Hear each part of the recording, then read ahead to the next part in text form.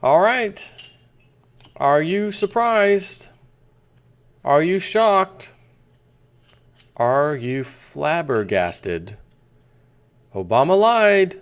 New details confirm the $400 million given to Iran was indeed hostage ransom.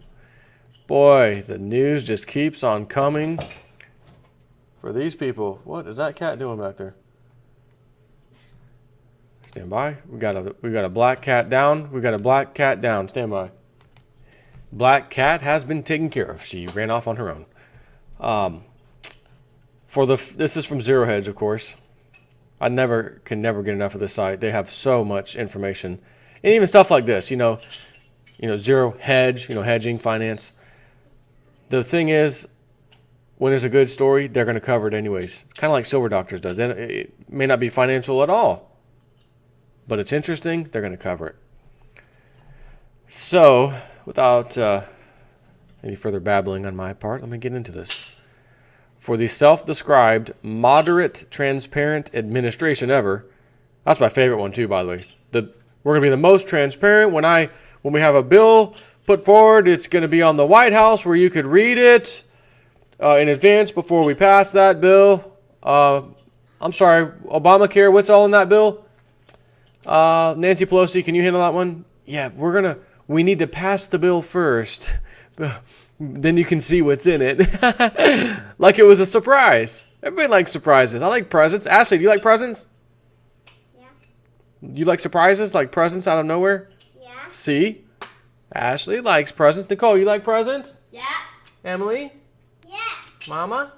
Yep. Yeah. Whole family likes presents. And Nancy Pelosi thought we'd like that present. Ashley, how would you feel if I had a nice, pretty present, right? Box, wrapper, pink bow, all that stuff.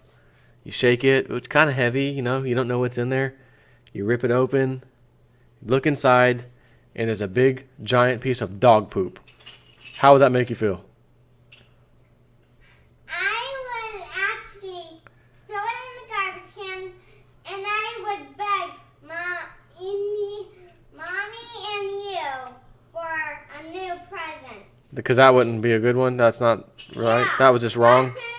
Yeah. Just checking. That's how we got, and that's kind of how I felt. Nancy Pelosi and Democrats and Obama, can we redo that one over? Give me another one. And how about the Trans-Pacific Partnership? Only very few pages, allegedly, are available for anyone to read. There's a whole slew of them. No one can seem to read yet. So we don't know what we're going to get. And I got a sneaky suspicion, because a lot of congressmen and women are going to be voted out at the end of this year as well. They're sitting there in their lame duck session saying, well, we don't have anything to lose, especially now. We're not making it. We weren't voted in. Again, another term. Mr. President, about that TPP bill, Trans-Pacific Partnership. Let's talk about that. It's going to be a skeleton crew here, lame duck session anyways. What's in it for me? I'm on my way out. People can be pissed off at me all they want. What are you going to give me if I vote in favor of that, in the lame duck session? Well, what do you want? You want a few houses? Bernie Sanders been buying a few houses. He's on his third one in the last month. Bernie's on a spending spree. Funny how he wasn't on a buying spree prior to him running for president, getting all this campaign contribution money. Now all of a sudden he's on a buying spree. And the interesting thing is, normally you can't touch that campaign money unless you're going to use it for campaigning. So you can't go and buy houses, of course. But you can take it and set it in a little nest egg, so to speak, set it aside. And then when you retire from Congress, you get to take it all. Whatever's left in there, you get to keep, because you're done. That's how that works. Bernie, on the other hand, I'm going to go spending like I just won the lottery, because he kind of did.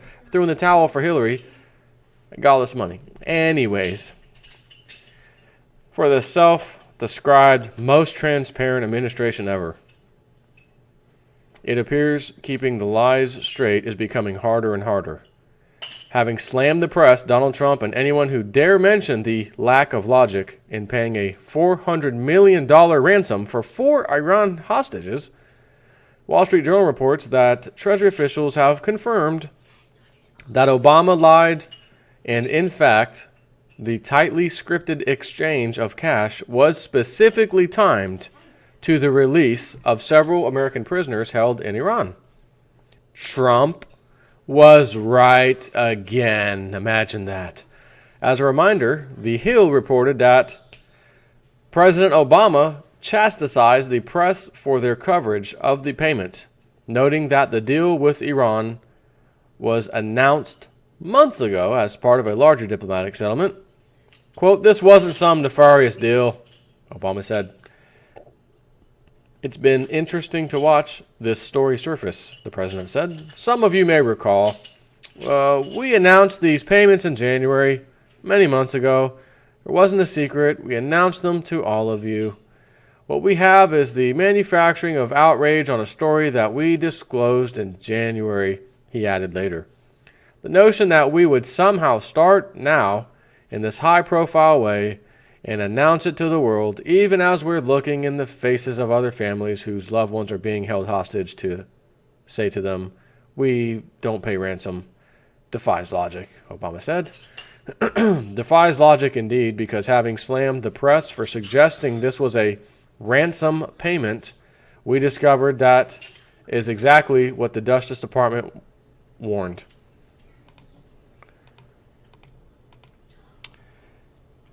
In his remarks, the president didn't mention the objections raised by his own appointees within the Justice Department, where, according to people familiar with the discussions, many officials raised alarms that the timing of the cash payment would look like ransom. The head of the National Security Division at the Justice Department was among the agency's senior officials who objected to paying Iran hundreds of millions of dollars in cash at the same time that Tehran was releasing American prisoners, according to people familiar with the discussions. John Carlin, John, you're not related to George Carlin by chance, right? Not too bad. A Senate-confirmed administration appointee, oh yeah, definitely not, raised concerns when the State Department notified justice officials of its plan to deliver to Iran a plane full of cash, saying it would be viewed as a ransom payment, these people said. A number of other high-ranking justice officials voiced similar concerns as the negotiations proceeded. They said, the U.S. paid Iran $400 million cash on January 17 as part of a larger $1.7 billion settlement of a failed 1979 arms deal between the U.S. and Iran that was announced that day. Also on that day, Iran released 4 detained Americans in exchange for the U.S.'s releasing from prison, or dropping the charges, against Iranians charged with violating sanctions laws. U.S. officials have said the swap was agreed upon in separate talks.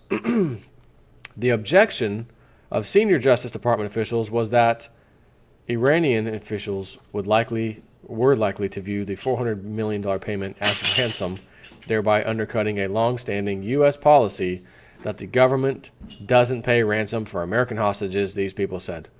The policy is based on a concern that paying ransom could encourage more Americans to become targets for hostage takers. Yeah, it sounds about right. So what was that?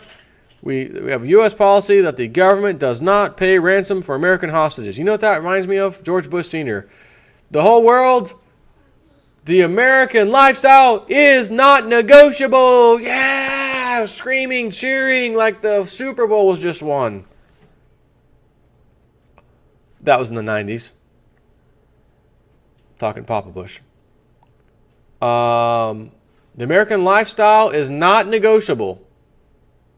Do I need to get the Magic 8 Ball out? Yeah. Magic 8 Ball. Currently, is the American lifestyle appearing to be negotiable? Cannot predict now. Magic 8 Ball. Is the American lifestyle negotiable? Very doubtful. The American lifestyle, all 8 balls aside, is very negotiable. Kind of like someone telling you, oh, Medicaid, Medicare, Social Security, it'll be there forever for everyone. It's law. It has to be there. Okay, but we don't have the money. Yeah, no, don't bring that. It's there. That's the same thing. And it becomes very negotiable later on when it really is not affordable. And they can't cook the books any worse than they are. And they can't keep borrowing like drunken sailors like they are. 8 trillion, 9 trillion turns to 20 trillion almost. I'm telling you, we may hit 20 trillion by the time this man leaves office. They may go crazy. Again, because as he walks out, whoever the next president is going to walk in. They love to do a number on that debt ceiling. They love to do a number when you can't point the finger at either party. We learned that in 2008. Bush is walking out. Barack's walking in. I mean, he was handed this mess. Come on, George Bush. Hey, I held it together the whole time. Nothing wrong here. I was walking out, and they decided to raise the debt ceiling. What am I going to do? I'm on my way out. Sure, go ahead. We only raised it $1 trillion. It was 9 point something to 10.7 or whatever it was trillion. Not a big deal. And then Obama took over. 11 trillion, another trillion. We need another one. I remember seeing at one point, and I think it was when it went from 10 trillion to 11, and then 11 to 12, or maybe it was 10 to 11, and 11 point something, 12, whatever, to 14. It was one of those moves. And it was like, oh my God, they just raised it, a huge amount. And then within 30 days, I remember doing the video about this, and then within 30 days, we got to do it again. So they kicked that can a little harder, so to speak. And then they realized, guys, we're not kicking that can hard enough. We need to cook it bigger. And what did they do this last time? We have till 2017 to kick that can as far as we need to kick it. So again, new president will be coming in, old one will be going out. It'll be perfectly timed to deal with this debt ceiling issue again. And I'm telling you now, it's not going to matter if it's Donald Trump, not going to matter if it's Hillary Clinton. It will not matter who the president is when it comes time for that. Because it's the same as you telling everybody you got, $50,000 in your bank account. We're fine. We got rainy day money. And the truth of the matter is when you log into your bank account, it's negative. It's in the red. Like, margin call, so to speak. You ain't got it. It's gone. But that's the reality. No one else has to know that until the next guy or girl who's chosen to take over your bank account, your household finances, comes in and says, hey, I'm the new owner of this account, this house and household, and I got their $50,000 bank account. Yep. All right, what kind of bills can I pay today? Guys, excuse me, where's my financial advisor? What in the Sam hell is this? This is negative 300,000. We're supposed to be plus 50,000 in the black. What the hell? Yeah, sir. Now that you're sworn in with your secrecy and security clearance, yeah, listen, it was a national security issue. And you'll find out now that you're president, anytime we have anything we do not want the public to ever find out about, we just say it's a national security issue. We've got an epidemic of dogs pooping on the sidewalk. National security issue. Can't discuss that. Can't sue, can't do anything because it's national security. So, anyways, of course, the denials keep coming from the White House. However, the Wall Street Journal now reports new details of the $400 million U.S. payment to Iran earlier this year depict a tightly scripted exchange specifically timed to the release of several American prisoners held in Iran, based on accounts from U.S. officials and others briefed on the operation. So yes, this was in fact a hostage situation, and we paid. We paid for it. Proud to be an American. I think they need to change that word. The part where it says proud to be un-American, like A-N-N American, to un-American. Proud to be un-American. Because if you're un-American, you're un-sheeple. You're un-sheeple. I'm un-status quo. I'm not with this American system. I live here. I'm a citizen. Love my country. But I am un-American because I can't possibly be with you sheeple. More wars. Trade deals. Yeah. Trans-Pacific Partnership. Yeah. Don't have a rule of law for the top people like Hillary. Yeah. No rule of law. A society, a government, a country cannot function and will not function ultimately when there's no rule of law. So you can't have no rule of law for the top, but rule of law for the bottom. Hey, you know why I stopped you, sir? No, why? You didn't make a complete stop at the stop sign. You see the white line that's called the stop bar? Yeah, your front tires need to approach that, get fairly close to it, but don't go over it. Your front tires just touched it. That's illegal.